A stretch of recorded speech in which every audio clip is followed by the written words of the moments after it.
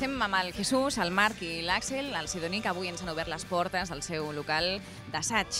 Gràcies per aquesta estona a RAC 105 i per obrir-nos una mica el que és part de la vostra casa, també. De res, estem encantats. Gràcies.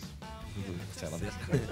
Ja porteu les cançons ben rodades a l'escenari. Com heu vist que han anat evolucionant els temes als directes? Estem supercontents perquè és cert que són cançons molt agraïdes en directe i a més si li afegeixes una gira com la nostra tan llarga doncs mica en mica les hem anat perfeccionant i ara és que és un absolut plaer tocar-les, aquestes i les antigues, Heu tingut alguna sorpresa d'alguna cançó, un tema que potser no us esperàveu que agradés tant? Sí, home, hi ha una cançó que es diu En Via Garganta, que va ser un plaer gravar-la en l'estudi, però mai ens haguéssim imaginat la resposta tan bonica que ha tingut entre la gent, no? Perquè tal com arriba l'estribillo tothom està cantant-la i és un plaer. El disc té una temàtica principal que és l'amor.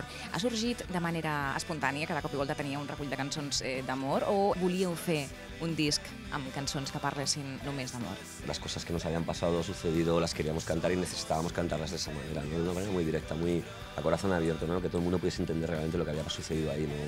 No queríamos ponerle un velo psicodélico, surrealista, al contrario, queríamos que fuese muy claro, ¿no? Con un lenguaje muy coloquial, un lenguaje que puedes usar pues, con ellos hablando aquí en el local o en un bar, ¿no? Me ha pasado esto, mira, y tal. Y de ahí esas cosas, esas palabras, esas frases tan claras como te quiero, ¿no? Quizás no las hemos usado nunca y que nos podía dar vergüenza aparentemente, no decir te quiero, pues esta vez no, ¿no? Queremos decir te quiero 5 veces y bien claro. Porti és el segon senzill, un tema del qual també ja heu rodat el videoclip. És una cançó, una de les més maques del disc, suposo que també és una de les que millor funcionen en directe. Crec que la vau compondre a Cadaqués, és una habanera, un lloc inspirador, no? Suposo. Era una cançó que volia cantar a l'amor impossible i que fos una espècie d'equivalent a les habaneres que cantem quan anem a Cadaqués i ens emborratxem. Bàsicament això, una cançó cantada a cor en els bars on anem, amb el Ron, cridant i sent molt amics i cantant això, l'amor impossible, i va sortir aquesta cançó.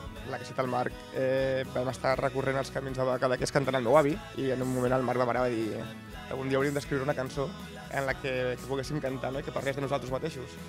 I dit fet, i ara ens tenim pendent tornar a recórrer els carrers de Cadaqués cantant Porti.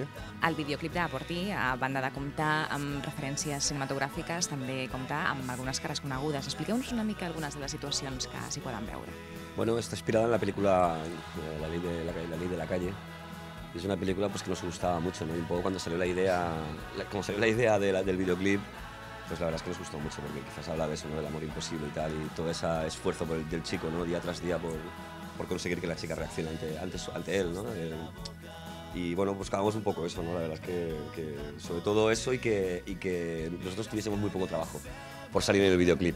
Alguna vegada heu dit que els Beatles són un dels vostres màxims referents musicals. Què ha significat per Sidoní masteritzar els estudis Abbey Road? És com tornar enrere i pensar el per què et vas apuntar amb això. O sigui, en el dia que et diuen vols formar part d'un grup i en aquests moments penses en els Beatles perquè són els teus referents i en el meu cas des que tinc 5 anys, no? Doncs imagina't després de tant temps acabant a l'estudi gravant tots els discos.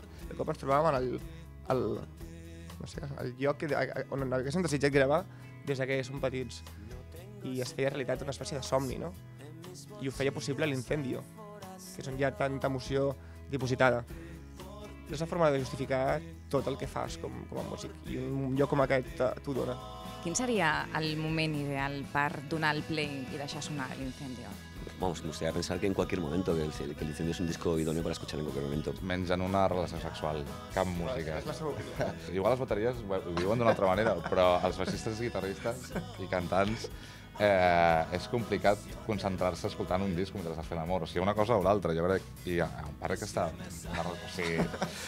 Gràcies per aquesta estona i sobretot també gràcies per obrir-nos les portes del vostre local d'assaig. Molt bé, a vosaltres, home. Se vuelven playas y tú las andas, todo es por ti.